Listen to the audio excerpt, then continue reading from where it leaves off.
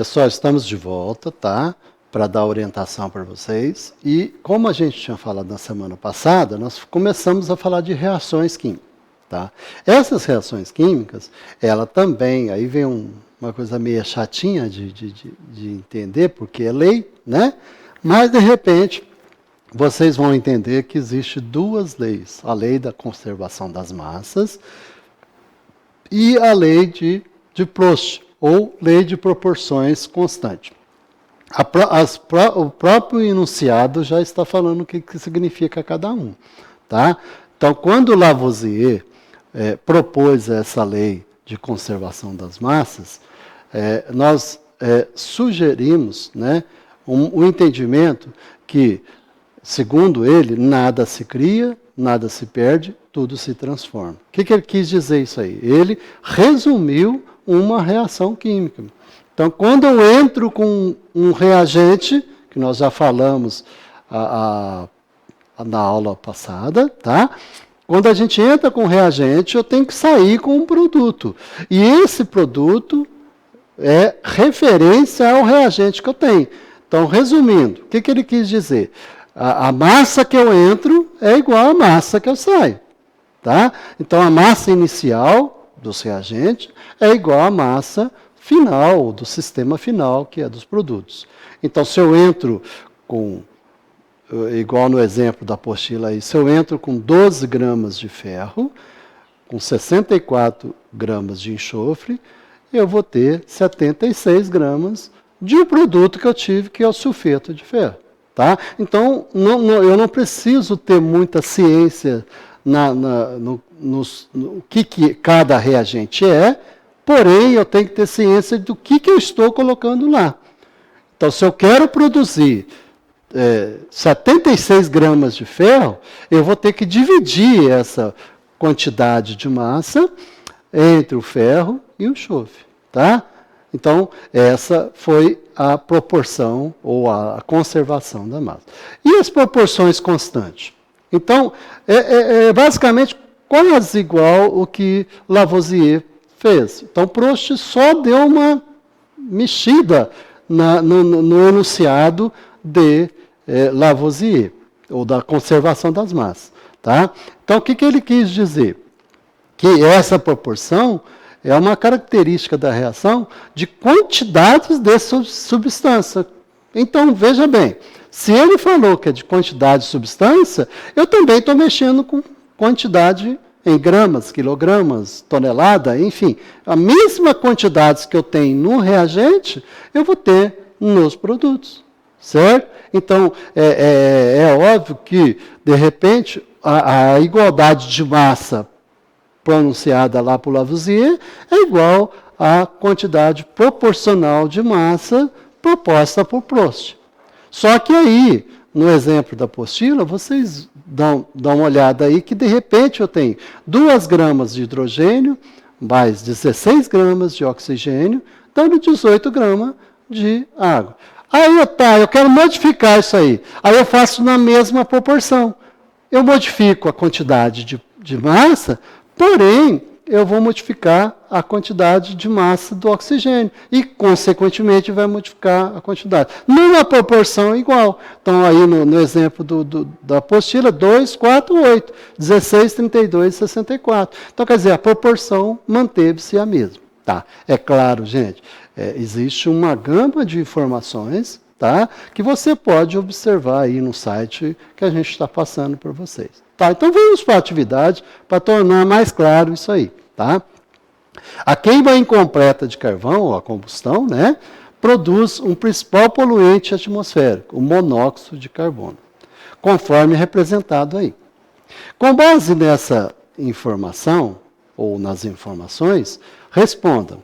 Se 12 gramas de carbono reage com 16 gramas de oxigênio, então tem 12 de carbono do lado dos reagentes, 12 de oxigênio, 16, desculpa. Qual é a massa do monóxido? Então, quer dizer, o que você tem que fazer? Tá? É só olhar no exemplo que a gente deu na anterior aí. Na letra B, considerando que a partir de 6 gramas de carbono foram produzidos 14 gramas de monóxido de carbono. Então, vamos para o quadro aqui, que eu vou, aí fica mais fácil para você entender. Então, eu tenho o carbono sólido, mais, que eu usei aí, 14 carbono e oxigênio, né? Mais O2 gasoso, vai me dar o monóxido de carbono, tá? Gasoso também. Então, eu tenho aqui. Então, se eu tenho 6 gramas de carbono, 6 gramas de carbono, eu vou produzir, né? Então, se eu tenho 6 gramas, eu vou produzir o quê? 14 gramas aqui. Então, se eu tenho que ter 14 aqui, quanto que falta para esse 14 desse lado dos reagentes? Então, tem 14 no produto, falta alguma coisa aqui. É só completar o quadro aí, tá bom? Certinho? Bom, no número 2, foi dado para você a reação, tá? A reação. Então, vamos fazer ela aqui de novo. Eu tenho o Zn, que é o zinco, sólido, mais eu tenho ácido clorídrico, HCl, gasoso, e aquoso, né? Eu tenho gasoso e tenho aquoso. Aquoso, eu tenho o cloreto de zinco, aquoso também, né? E o hidrogênio, que são formados no produto, tá? São formados no produto. Aí, tá dando uma sugestão aí.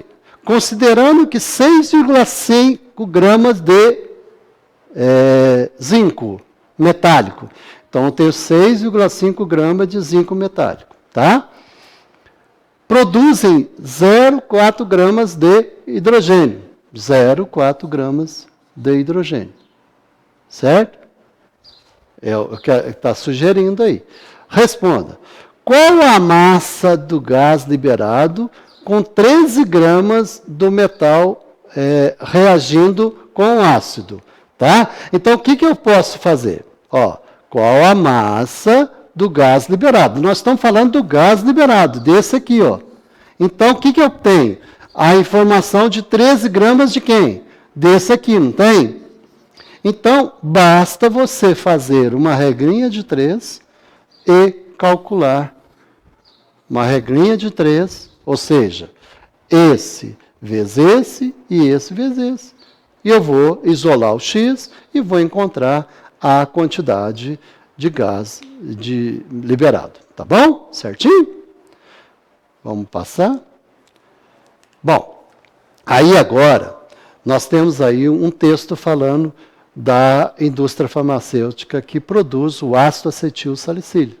É aquele produto que você usa direto como antiácido, né? Para usar o carbonato, né? Bicarbonato de sódio, enfim.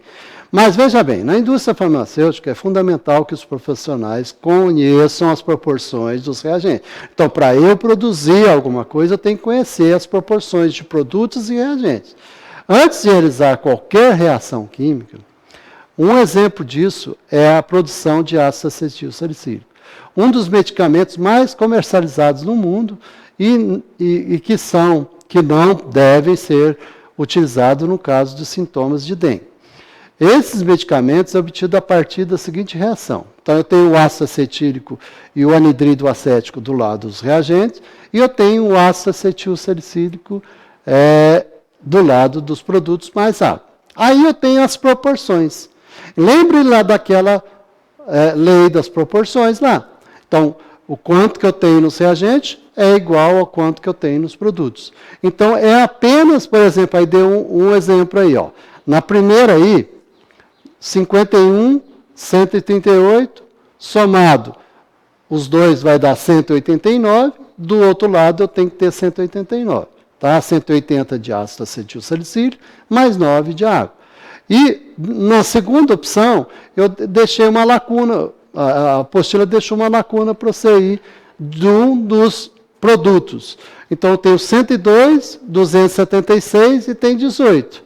Então, se eu subtrair o que eu tenho aí dos reagentes com ou dos produtos, que é a água, eu vou ter o resultado. E assim eu vou fazendo a lei das proporções. Seguindo aí, a gente vai passando para responder outras perguntas na semana que vem, né?